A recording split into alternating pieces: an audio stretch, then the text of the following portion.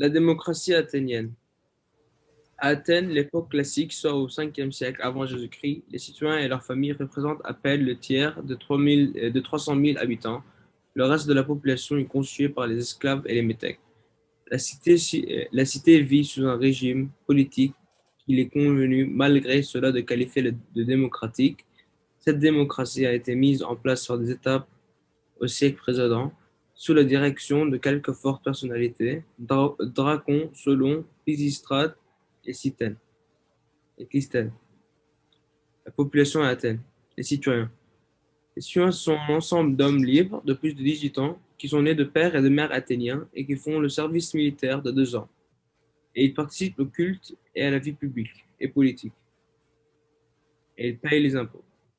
Seule une partie des habitants de la cité participent à la vie politique. Ce sont les citoyens. En effet, les femmes, les enfants, les esclaves et les métèques sont exclus, que ces derniers soient barbares ou grecs ou citoyens d'autres cités.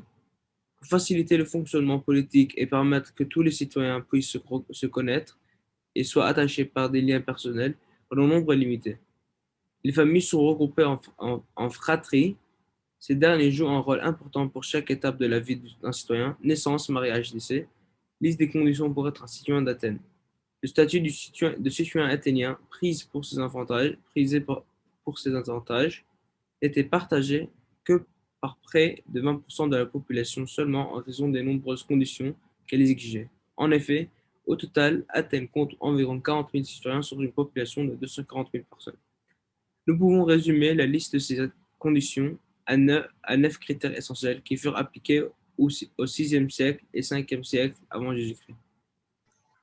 Donc, ces 9 critères essentiels sont tout d'abord être un homme, puis être né ou bien d'être né d'un père citoyen, être de condition libre, c'est-à-dire ne pas être un esclave, être né d'une naissance légitime, donc les bâtards ne peuvent donc pas prétendre à la citoyenneté, être inscrit au démonté dès 18 ans, avoir suivi l'éphébi de 18 à 20 ans, être majeur, c'est-à-dire avoir 20 ans ou plus, faire partie de la collectivité des citoyens, autrement dit la cité, faire partie du démon qui fait partie de l'Ecclésia, adhérer aux droits et devoirs du citoyen.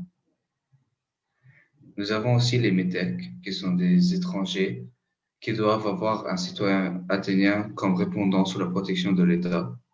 Donc les métèques sont des personnes qui habitent une cité où il n'est pas né, dont il n'est pas originaire, dans la Grèce antique. Le métèque était protégé par la loi sans être un véritable citoyen. Quand le métèque est un esclave affranchi, il a pour prostater son ancien maître. Au moins à partir du 4e siècle avant Jésus-Christ, le métèque a une taxe spéciale, le métoikion.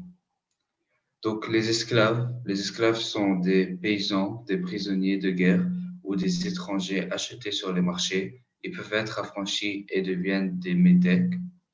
L'esclavage a été une composante essentielle du développement du monde grec antique pendant toute son histoire. Il est considéré par les anciens non seulement comme indispensable, mais encore comme naturel. Le grec ancien possède un grand nombre de mots pour désigner l'esclavage, dont beaucoup demandent un contexte pour éviter toute ambiguïté. Les tribus d'Athènes.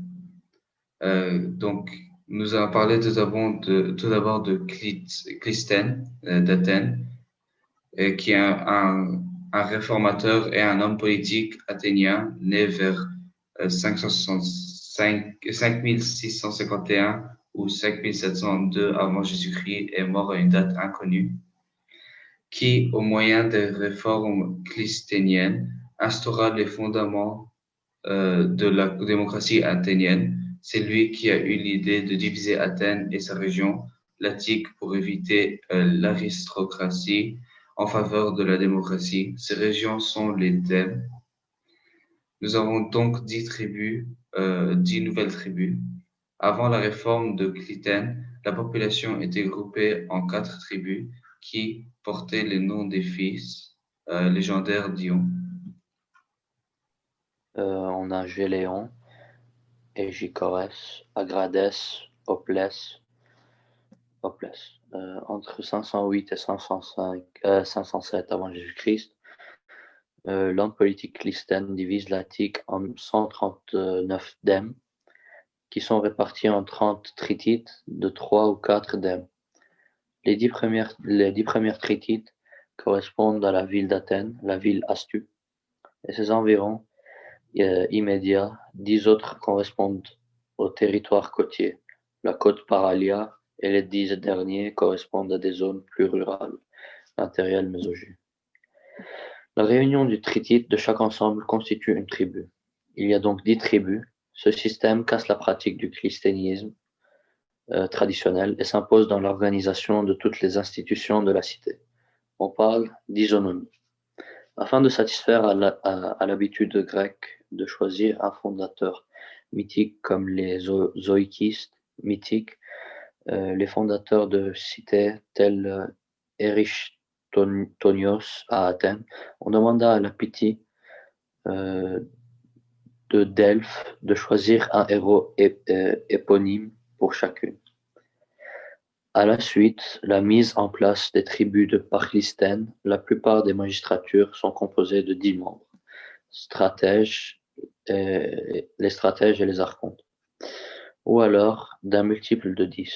Le boulet compte 500 membres, afin qu'il y ait un nombre égal de membres de chaque tribu dans toutes les institutions. Par exemple, chaque tribu envoyait 50 de ses membres tirés au sort à partir d'une liste de volontaires.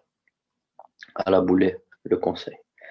Les bouleutes, groupées par tribu, assuraient durant un mois civique athénien, 36 jours, la charge de prytane. Donc maintenant, on va parler des institutions politiques à Athènes. Et on peut dire que la démocratie athénienne se fonde principalement sur trois aspects plutôt, ils sont très importants. Il y a 2 assemblées de citoyens, l'Ecclésia et la Boulée, on l'avait dit, 2 catégories de dirigeants, les archontes et les stratèges, et 2 tribunaux, l'aréopage et l'élié. On a l'Ecclésia qui désigne l'assemblée du peuple citoyen dans de nombreuses polices antiques et notamment dans la cité d'Athènes. On a la Boulée, qui est une assemblée restreinte de citoyens chargés des lois de la cité. De plus, on a un archonte. L'archonte, c'est le dirigeant politique qui présente la plupart des cités grecques. Les stratèges. Un stratège, c'est un membre du pouvoir exécutif d'une cité grecque. Qu'il soit élu ou coopté, il est utilisé en Grèce pour désigner un militaire général. Un aéropage, c'est un endroit où aussi connu sous le nom colline d'Arès à Athènes. C'est un endroit où ils se rejoignent, les citoyens. Et on a l'élié, qui est un tribunal populaire composé de 6000 citoyens de plus de 30 ans, les éliastes. Il était chargé de rendre la justice.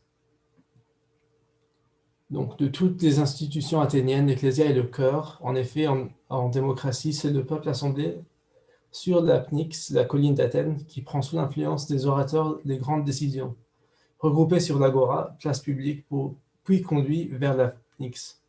Les citoyens présentera, et jamais tout le peuple, vote à main levée les décrets les plus importants, souvent préparés par la Boulée. Ils décident ainsi de la guerre et de la paix, écoute les ambassades étrangères et juge des crimes graves contre la cité lors des procès d'ostracisme.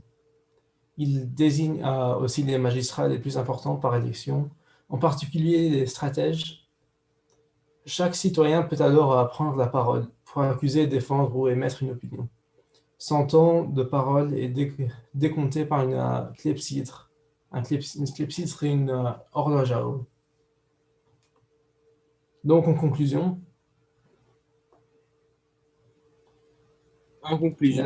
Athènes avait utilisé le terme de démocratie, mais d'une manière différente qu'aujourd'hui. Cela change avec le temps pour arriver à ce qu'est une démocratie aujourd'hui. Elle avait quelques défauts avec son système démocratique qui considérait seuls les hommes des citoyens et pas les femmes, les enfants, les métèques ou même les esclaves.